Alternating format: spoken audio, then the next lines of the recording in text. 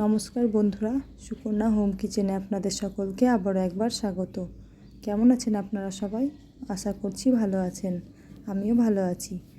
আজকে আমার রেসিপি হচ্ছে ডিম কারি। তো চলুন ভিডিওটা দেখতে থাকুন।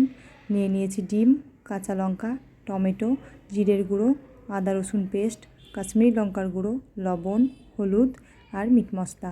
ডিমটাকে আমি সেদ্ধ করে নিয়ে ছাড়িয়ে নিয়ে চলে আসছি। ডিমটাকে ভেজে নেব, ওই জন্য ডিমটার ওপর একটু হলুদ মাখিয়ে নিয়েছি। মাখিয়ে নিয়ে ডিমগুলোকে আমি ভেজে নিচ্ছি। ভিডিও যদি ভালো লাগে তাহলে অবশ্যই একটা ছোট্ট লাইক, কমেন্ট, শেয়ার করে আমার চ্যানেলটিকে সাবস্ক্রাইব করে আমার পাশে থাকবেন। অল নোটিফিকেশানটি কিন্তু অন করতে একদম ভুলবেন না। তো চলুন, ডিমগুলো ভাজা হয়ে গেছে, এবারে আমি ডিমগুলো তুলে নিচ্ছি। দেখুন ডিমগুলো একদম হালকা ভেজে নিয়েছি, খুব বেশি ভাজিনি, একটু হালকা হালকা হয়ে এসছে, তখন এবারে তুলে নিয়েছি। তো এবারে আমি ওই তেলের মধ্যে দিয়ে নিচ্ছি 2টো কাঁচা লঙ্কা আর একটু পাঁচফোড়ন। এটাকে আমি হালকা ভেজে নেওয়ার পরে দিয়ে নিলাম কিছু কুচনো করে রাখা পেঁয়াজের কুচি। এটাকে আমি খুব ভালোভাবে নাড়িয়ে চাড়িয়ে একটু ভেজে নিচ্ছি। পেঁয়াজটা লাল লাল করে ভাজা হয়ে গেছে, এবারে দিয়ে নিলাম কুচনো করে রাখা টমেটো কুচি। এখানে আমি পরিমাণ মতন দিয়ে নেব লবণ। লবণটাকেও খুব ভালোভাবে আমি মিশিয়ে নিচ্ছি। মিশিয়ে নিয়ে এখানে পরিমাণ মতন দিয়ে নেব হলুদ। হলুদটাকেও খুব ভালোভাবে আমি মিশিয়ে নিচ্ছি। মিশিয়ে নিয়ে এখানে যে আদা রসুন পেস্ট করে রেখেছিলাম সেইটাকে দিয়ে নিচ্ছি।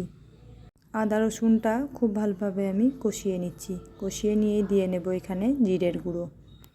এখানে 1 চামচ মতন জিরের গুঁড়ো দিলাম। জিরের গুঁড়োটাকেও খুব ভালোভাবে আমি মিশিয়ে নিচ্ছি। মিশিয়ে নিয়ে এখানে পরিমাণ মতন দিয়ে নেব কাশ্মীরি লঙ্কার গুঁড়ো।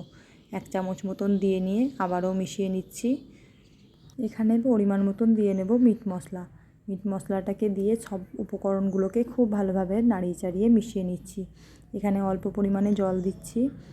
জল দিয়ে আবারও খুব ভালোভাবে মিশিয়ে নিচ্ছি। মিশিয়ে নিয়ে পরিমাণ মতন 1 কাপ মতন জল দিয়ে সব উপকরণগুলোকে মিশিয়ে নিয়ে 2 মিনিট মতন এটাকে ফুটতে দিচ্ছি।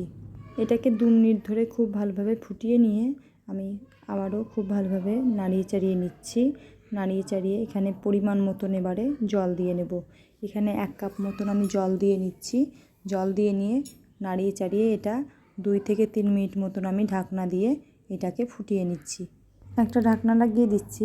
ঢাকনা লাগিয়ে 3 মিনিট পর ফিরে আসছি। তো দেখুন ফুটে গেছে। এবারে ডিমগুলোকে দিয়ে নিচ্ছি। দিয়ে নিয়ে খুব ভালোভাবে একটু নাড়িয়ে চাড়িয়ে নিচ্ছি যতক্ষণ না পর্যন্ত একটু গ্রেভি হয়ে আসছে। আমি আবারও ঢাকনা চাপা দিয়ে এটাকে ফুটিয়ে নেব। একটা ঢাকনা লাগিয়ে দিচ্ছি। ঢাকনা লাগিয়ে আমি 4 মিনিট পর ফিরে আসছি।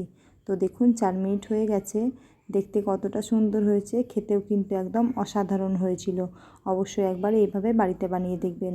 ভালো লাগলে অবশ্যই লাইক, কমেন্ট, শেয়ার করবেন। আমার চ্যানেলটিকে সাবস্ক্রাইব করে আমার পাশে থাকবেন। অল নোটিফিকেশানটি কিন্তু অন করতে একদম ভুলবেন না। তো চলুন, আজকে ডিম কারি রেসিপিটি একদম রেডি হয়ে গেছে। এবার আমি সার্ভ করে নিচ্ছি। একটা প্লেট নিয়ে নিয়েছি। দেখুন এটাকে রেডি করে নিচ্ছি। দেখতেও কিন্তু একদম অসাধারণ হয়েছিল। আজকের মতন ভিডিওটা আমি এখানেই শেষ করছি। দেখা হবে আবার পরবর্তী নতুন কোনো ভিডিওতে। ততক্ষণে সকলে ভালো থাকবেন, সুস্থ থাকবেন। ধন্যবাদ।